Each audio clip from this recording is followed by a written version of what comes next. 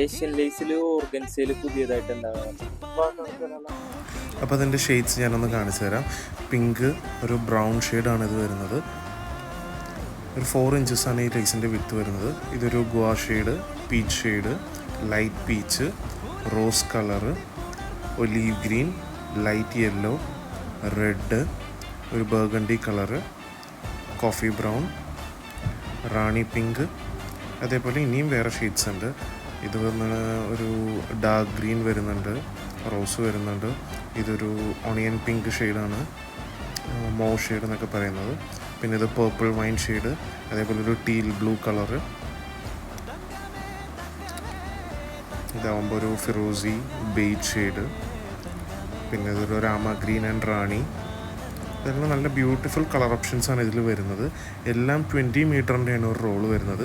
So നിങ്ങൾക്ക് ഓൺലൈനായിട്ടും ഓഫ്ലൈനായിട്ടും ഇത് purchase ചെയ്യാം.